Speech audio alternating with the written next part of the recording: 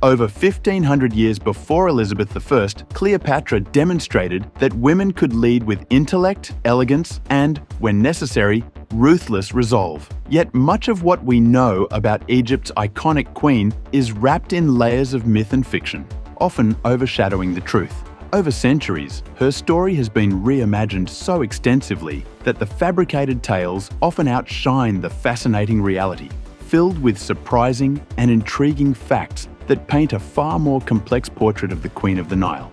Weak am I? She knows how to beat her slaves well enough, but she cannot throw away that pipe. And she knows it. Mark Antony certainly had his priorities out of whack. In 41 BC, rather than leading an important military campaign against the Parthians, he chose to spend the winter in Alexandria with Cleopatra. And yes, this was after assembling an army for the invasion. Antony had gathered client kings, including Cleopatra, for resources to wage war on the Parthians. But Cleopatra, ever the skilled diplomat, distracted him with an offer he couldn't refuse: romance. Antony, enamored and perhaps thinking of the long-term benefits of his relationship, decided to delay the invasion. He left his army under the leadership of his governor and followed Cleopatra to her palace. The results were disastrous. While Antony dallied in Egypt, the Parthians crossed the Euphrates River, and his military campaign fell apart. Back in Rome, his wife Fulvia faced a political crisis, forced to flee after being defeated by Octavian, Caesar's heir. To top it off, Antony's infidelity was compounded by his public admiration of Cleopatra, which would have been a slap in the face to Fulvia. If only the scorned wives of Roman history had banded together, they might have launched a whole new dynasty of revenge. Cleopatra was not only knowledgeable in alchemy, but also understood the impact of chemistry on persuasion. She used fragrance strategically, treating it as both a cosmetic and a psychological tool. Before meeting Mark Antony for the first time, she soaked her ship's sails in perfume to ensure he could smell her presence before even seeing her. In addition to this, Cleopatra owned a perfume factory, an unconventional venture for a queen, but one that gave her control over creating the most persuasive fragrances. The remains of this perfume factory, near the Dead Sea, reveal it may have also functioned as a day spa. Evidence of seating suggests it was a space where visitors could be pampered, perhaps even soaking in Cleopatra's signature scents, known to have their own captivating effects. Cleopatra, like most, sought to delay the inevitable effects of aging on her appearance. Lines, wrinkles, and those little sunken places? Not anymore.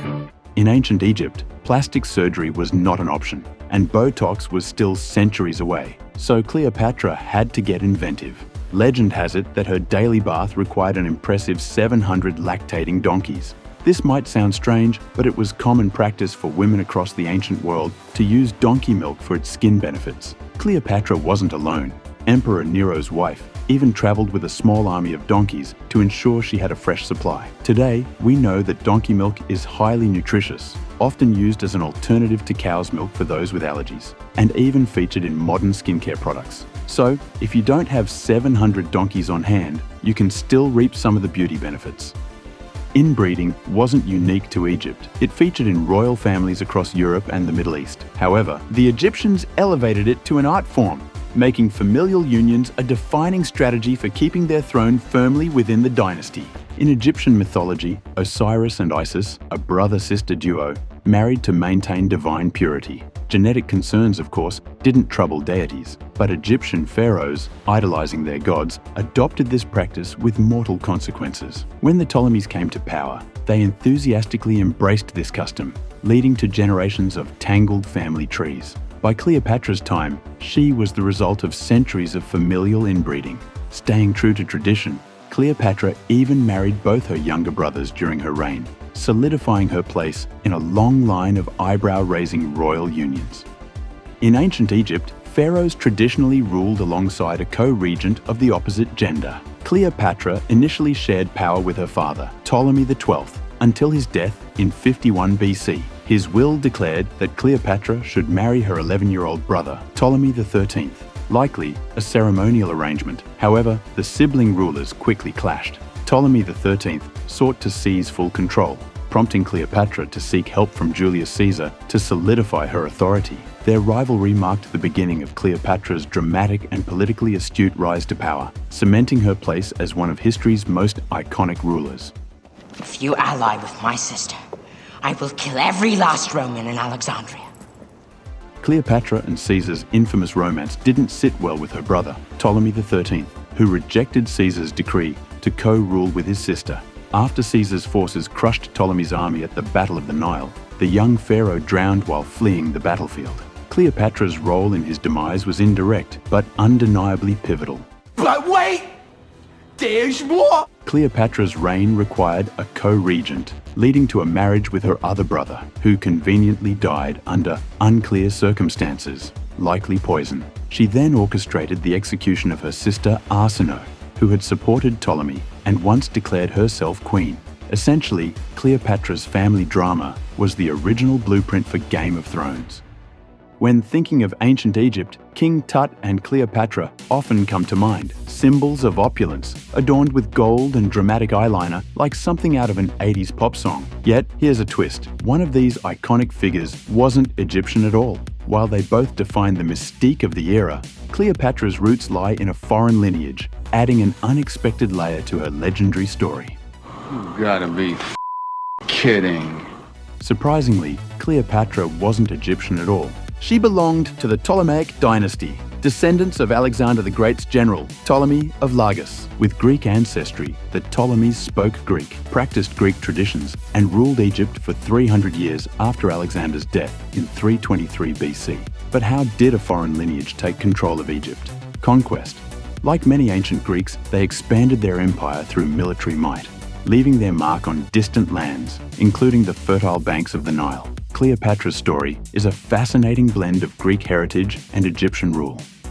In ancient Rome, women were expected to overlook their husbands' infidelities, often in silence. So when Julius Caesar decided to place a gilded statue of Cleopatra in the Temple of Venus Genetrix, right beside the goddess herself, it must have been a significant blow to his wife, Calpurnia. Not only did it publicly flaunt Caesar's affair, but it also disregarded Roman attitudes toward divinity, which were much more reserved compared to the Egyptian reverence for their rulers. Despite the scandal it caused, the statue stood for over 2 centuries, likely due to Cleopatra's ties to the goddess Isis, who had a dedicated following in Rome.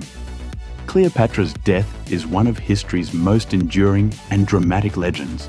The popular tale suggests she took her own life by pressing a venomous snake to her breast, after learning of her defeat at the hands of Octavian Augustus, who would become Rome's first emperor. However, the accuracy of this account is debated. For one, the venom from an Egyptian snake would take hours, not minutes, to kill, and is occasionally survivable. While most historians agree Cleopatra died by suicide, the exact method remains unclear. Some suggest she drank poison instead, though this less cinematic version of events has failed to capture the public's imagination. The snake story persists, likely due to its theatrical flair. Cleopatra is often portrayed as a vision of beauty, but that doesn't quite align with generations of royal inbreeding. A coin discovered in February 2007, featuring her profile, suggests she may have been more ordinary-looking than legend implies. Ancient historians' silence on her appearance also indicates she wasn't exactly Elizabeth Taylor. However, Cleopatra's allure went far beyond physical beauty.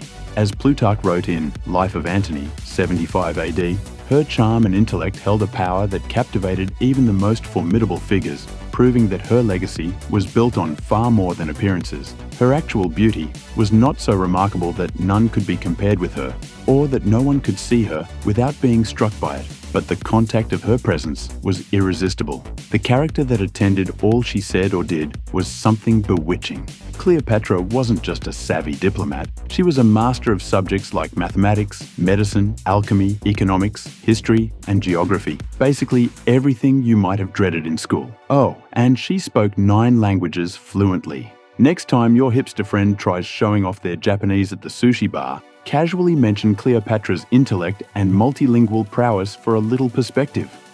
Cleopatra's divine status was a blend of personal ego and clever public relations, enhancing her authority and influence. You are God. I am God. Cleopatra skillfully presented herself as the earthly incarnation of Isis, a powerful goddess, while Mark Antony claimed to embody Osiris, This divine positioning wasn't purely for spiritual purposes, but also for political clout, tapping into ancient Egyptian mythology to strengthen their rule.